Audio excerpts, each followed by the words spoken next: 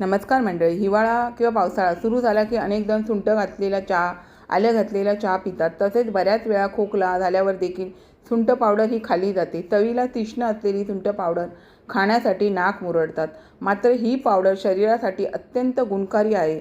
म्हणून निसर्गाने त्या त्या वातावरणात सण उत्सव केले आहेत. अशा वेळेत तुम्ही श्रीकृष्ण जन्माष्टमी म्हणा, हनुमान जयंती, दत्त जयंती अशा उत्सवात आपण सुंठ पावडरपासून तयार केलेला प्रसाद ग्रहण करतो.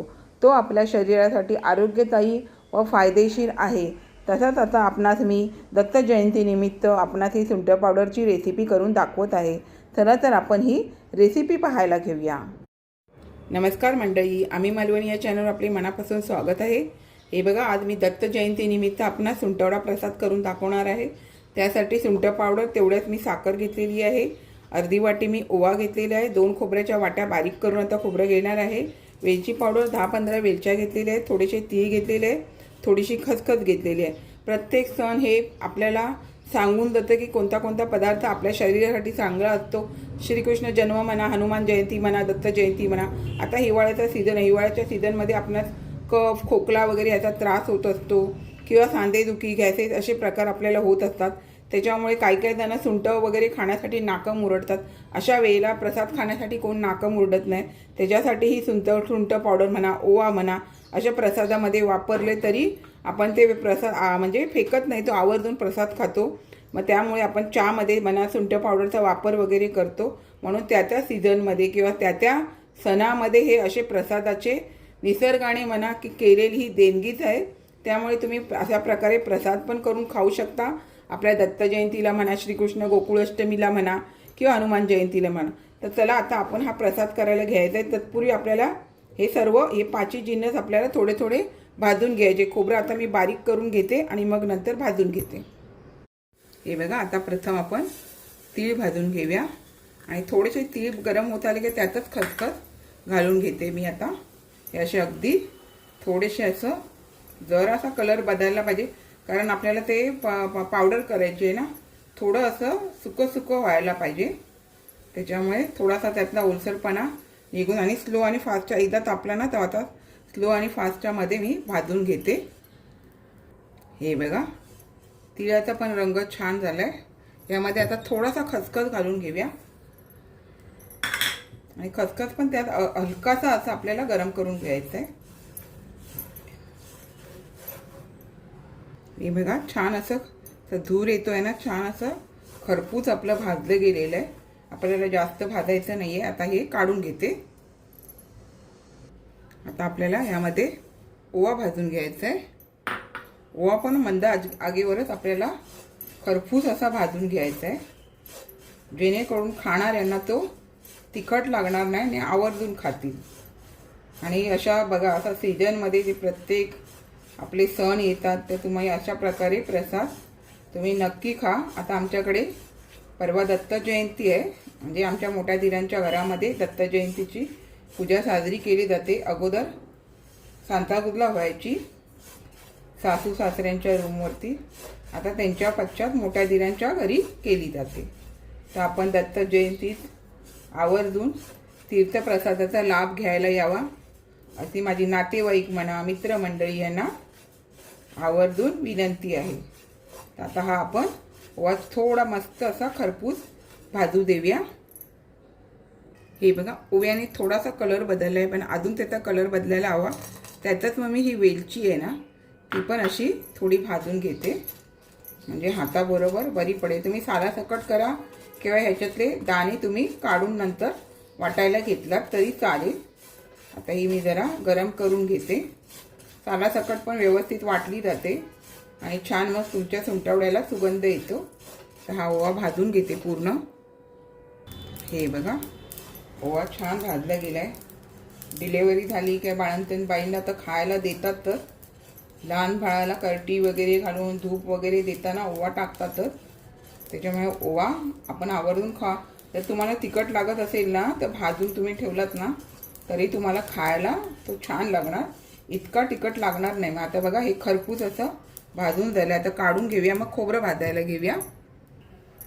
हे बघा, आता मी मिक्सरमधून वेळीवरती बारीक कातळं काढून त्याच्यानंतर मिक्सरमधून मी हे असं बारीक करून घेतलं. तुम्ही किसणीवरती किसत बसाल ना तर तुमचा हात तर दुखेलच, पण अजून ते वेळ लागणार. त्याच्यामुळे पटकन विळीवरती कातळ काढायची आणि अशा प्रकारे मिक्सरवरती बारीक करून घ्यायचं. झटपट होऊन जातं. तुम्ही जेवण करत असताना त्यावेळेला पण अशा प्रकारे जरी केलात, सुका खोबऱ्याचा वापर, विळी असेल किंवा तुमच्याकडे धारवाली सुरी असेल, त्यांनी बारीक अशी कातळ काढायची, मिक्सरला बारीक करायचं आणि नंतर भाजायला घ्यायचं. तर हे मी बारीक गॅसवरच भाजून घेते, नाहीतर फास्ट गॅस केलं तर करपून जाणार. आणि व्यवस्थित असा आपल्याला तांबूस असा कलर येईपर्यंत खोबरं भाजून घ्यायचं. आता हे मी भाजून घेते. हे बघा मस्त असं आपलं खोबरं असं तांबूस भाजलं गेलंय. आता हे जर थोडेसे दाणे जरी कण राहिले ते व्यवस्थित नंतरच्या टायमाला मिक्सरमधून बारीक होऊन जातात. आणि तुम्हाला यामध्ये ड्रायफ्रूट्स वगैरे वापरायचं असेल, जायफळ पावडर वापरायची असेल तरी पण वापरू शकता. पण आता हे मी 7 पदार्थ वापरून हे सुंठवडा पावडर करणार आहे प्रसाद. आता आपण गॅस बंद करून काढून घेऊया आणि थंड झाल्यावर आपल्याला वाटून पुढची प्रक्रिया करायची, वाटून घ्यायचं आहे. म्हणजे आता हे मी थंड होऊ देते. आता हे बघा, आपल्याला पहिलं ओवा, तीळ आणि साखर एकत्र करून वाटायचे आहे. आता हे थंड झालेलं आहे, त्याच्यामुळे आपल्याला वाटायला घ्यायचं. गरम असताना वाटायचं नाही. तर आता हे मी मिक्सरमध्ये घालून घेते अशा प्रकारे. थांबा. आणि खोबरं आपल्याला नंतर घालायचं आहे. हे तीळ आणि ओवा आता मी ह्यामध्ये जरा घालून घेते.